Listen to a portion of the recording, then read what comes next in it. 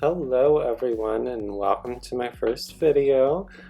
Today I'm going to be ranking and reviewing all of the roller coasters at my home park Kennywood, located in West Mifflin, PA, just outside of Pittsburgh. Kennywood is a park full of history. It opened back in 1899. It's currently home to 8 roller coasters, pretty good variety in their lineup, but just want to share some of my opinions and thoughts, and we'll go through the POVs. So let's go and get into the video. Starting off the list at number 8 is the Little Phantom. This is Kennywood's kiddie coaster located in Kittyland. The coaster opened back in 1996, which actually my birth year. I do remember riding this as a little kid. I'm trying to find out when the first time I rode it was. I need to find a picture. But this is a coaster manufactured by Manolia & Sons. Just features like a small oval layout, nothing special, few little dips in there. It's a good first coaster for the kids. Adults are allowed to ride, so definitely get that cred if you're at Kennywood. And it does go through twice, so nice long ride. Next up we have the Racer, which is one of 3 very iconic and actually nationally recognized coasters. This is nominated as a landmark by the American Coaster Enthusiasts, along with 2 other coasters we'll get to in a few minutes in this video. Coaster was built back in 1927 by John Miller. He was actually a pretty well-known coaster designer at the time. So we're going to jump into the POV. Starts out in the station. This coaster actually is what's called a Mobius coaster. So both sides of the track actually form one continuous layout. So if you start on the left side, you're going to finish on the right side, and vice versa. So at the top of the hill here, we have a maximum height of 72 feet. This first drop obviously doesn't go all the way to the ground, but gets you a good little, start to the ride here. What's really fun about this coaster is the interaction with the other side of the train. The second drop is a 50-foot drop, reaching speeds of about 40 miles an hour, so nothing too intense, good family coaster, starter coaster. But like I was saying, on these turns, the trains are actually close enough that you can high-five people on the other side. You'll see that a lot, just kind of a Pittsburgh thing that people do on this ride. But it is a fun little ride, not one of my personal favorites at the park. This is ranked, the lowest aside from the kiddie coaster. Nothing special, no airtime or anything like that. But it is, a nice little coaster in their lineup. And I would definitely, recommend riding it if you get to Kennywood. Ranking at number 6 is the Exterminator. So this is Kennywood's indoor spinning wild mouse coaster. This is actually one of my favorites at the park, although the line is always extremely long, so I would definitely hit this coaster early if you're going to go to the park. It is themed to mice invading a factory and trying to be exterminated, so not too great of theming. It was opened in 1999, so things are a little dated now, but still a very good ride, always one of the most popular in the park. This was manufactured by Reverchon, which have manufactured a bunch of the Wild Mouse coasters. So it is just that standard Wild Mouse layout, but really the effects and completely being enclosed in the dark really add to this experience. The coaster has a height of 43 feet with a maximum speed of 29 miles per hour. So, nothing too intense, but definitely with the spinning and being enclosed inside is a really fun ride. Would recommend, for a little bit more experienced or older riders. But this footage I actually found, it was back from the opening year in 1999. It was a lights on sort of POV and promotional material for the park. When they opened, it was from a local news station, so it was really interesting to find this footage and be able to include it in here so you can kind of see what goes on inside. But it's a good ride, definitely one of my favorites. Getting back into those wooden coasters, we have the Jackrabbit at number 5 in my ranking. So this is the second American Coaster Enthusiast landmark coaster in the park. This is also built by John Miller. This was the first of the 3 coasters back in 1920, so this park will be celebrating its 100th anniversary this year. Going to be exciting to get on that and just see how well the ride is still running. It is still pretty smooth. You wouldn't guess that it was that old for how well it rides. This coaster does feature a double down, which was sort of revolutionary for the time. No other coasters had that, and this was actually one of the first coasters to feature wheels under the track, so it could do elements and tighter turns like that. Going through the POV here, a lot of these coasters at Kennywood, the wooden coasters, start out not with the lift hill, but going down ravines. So they make really good use of the terrain. So coming out of the station, we're going down into this ravine into the first drop. Then you go into this tunnel here. It's really fun. Their Halloween event, they add some like strobe lights and smoke effect in this tunnel, so they definitely still maintain these coasters well. Going down another little drop here, we're actually going to hit the lift hill now.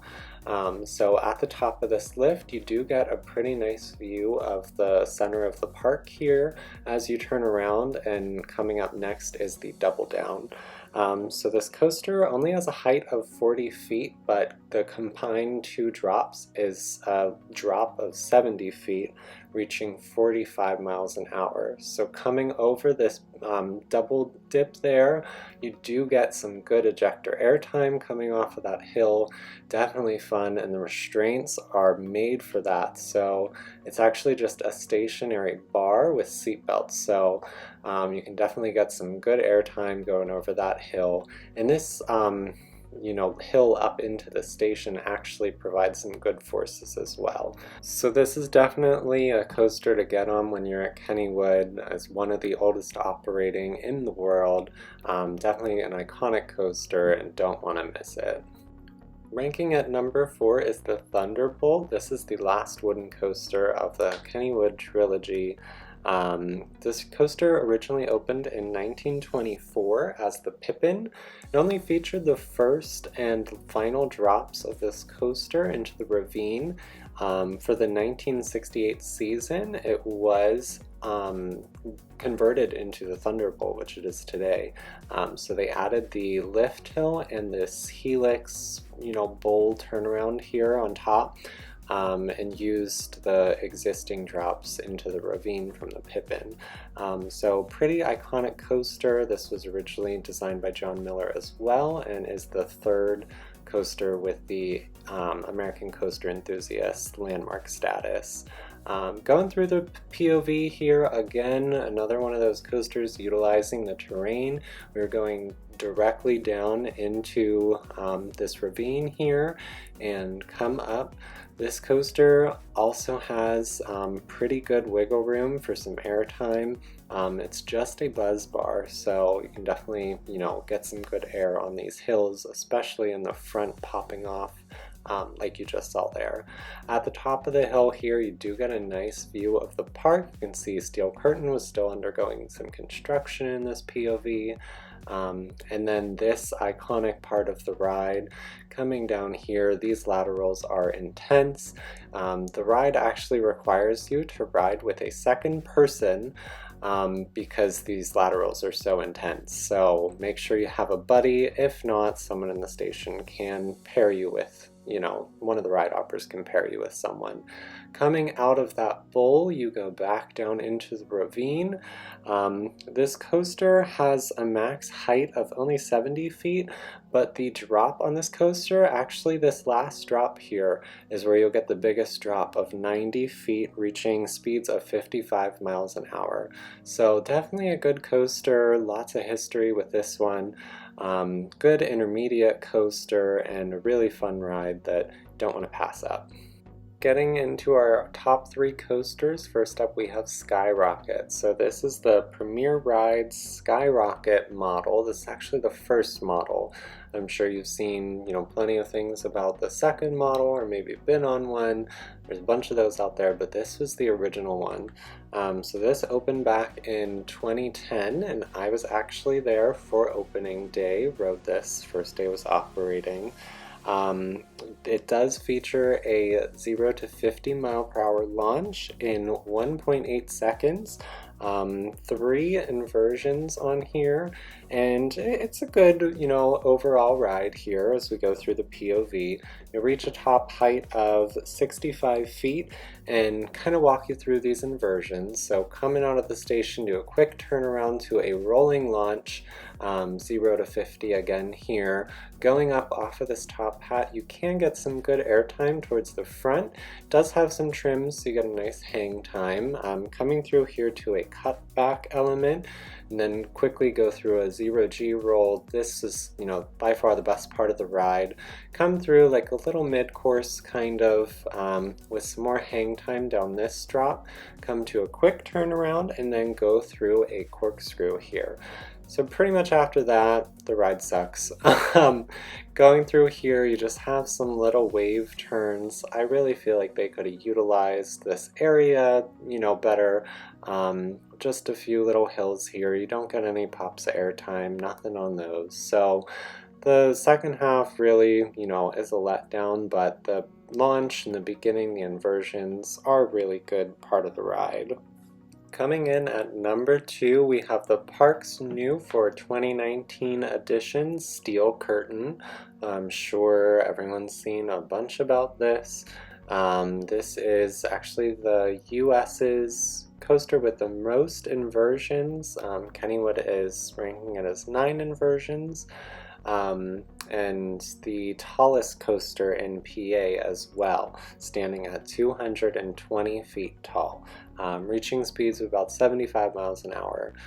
So this coaster, I think, was a good addition. I was sad to see the log jammer go. This did replace the log flume ride at Kennywood. But I think it was a well-needed addition. The coaster hasn't had a new coaster in quite a long time, since Skyrocket in 2010, so it's definitely needed, and I think a good, addition to their lineup. So starting with POV here, the most dreadful thing about this coaster is this lift. It is extremely slow and extremely loud. I know you can't hear it in this POV, but it just takes forever to get up this hill. So speeding through that, the only good thing about this is, that view of the banana roll there. At the top of this hill, you do get some amazing views of the park and the surrounding areas. And immediately dipping down a tiny bit, we are going through what they are calling a Dragonfire dive drop. Straight down here, little turn to the left, and then going through this huge banana roll. Good, good elements. Got a little pop of airtime here, and then coming into this sea serpent element. After here, we actually branch out from that big structure, go over this big airtime hill and into a dive loop. I really like how this branches out into the park a little bit. Then my favorite element, the stall. Going, directly over the pathway into a quick corkscrew here, do some fast turnarounds, a cutback, and then a quick turn into the brake run. It is a very quick ride. Lot gets packed in there. Takes a few minutes to process after everything. Visually, I think it's a really great addition for the park. Good in their lineup. And, I definitely think it was needed. Last but certainly not least, we have the Phantom's Revenge. This has to be the most iconic ride at the park. Definitely the standout in Kennywood's lineup. Although Steel Curtain, did kind of compete with that, I definitely think this is still the better ride. Quite an interesting history here as well. This coaster opened in 1991, built by Aerodynamics under the name Steel Phantom. This coaster actually used to have 4 inversions. During the 2000 off-season, they converted the coaster and removed all of those inversions. They were just too intense for people. Lots of complaints from the guests, so the park brought in Morgan, and for the 2001 season, this was rebranded as the Phantom's Revenge. So the coaster, definitely the best and most iconic ride at the park. The fastest, the longest drop. So going through the POV here, come a little dip out of the station and into this massive lift hill here. The top of the lift is actually only 160 feet, but the second drop on this ride is where we're hitting that 228 foot drop with speeds of 85 miles an hour. Top of this drop in the front, you get a bunch of hang time coming through this curved drop and up this massive hill. Do a slight bank to the right and down into the ravine. I love how this coaster interacts with the Thunderbolt here. Goes blazing down there, hitting that 85 miles an hour into this huge overbank, and then we're going to go back through the Thunderbolt twice. So this part, this coaster has a bunch of interaction throughout the park, and then this is the obviously best part of the ride, this airtime hills here. Just constant until the ride is over now. You get a dip after dip and flying out of your seats on each one of those hills. Definitely a packed full, exciting coaster. One that I've neglected a lot until I, kind of re-engage myself in the coaster community. I've ridden this since I've, was little and really neglected how good it is. But definitely Kennywood's standout coaster is the Phantom's Revenge. So that wraps up my video, Coasters of Kennywood. Thank you so much for watching. Looking forward to coming out with some more content. Don't forget to like, comment, and subscribe so you can, stay in the know when my next video drops, and I will see you guys next time.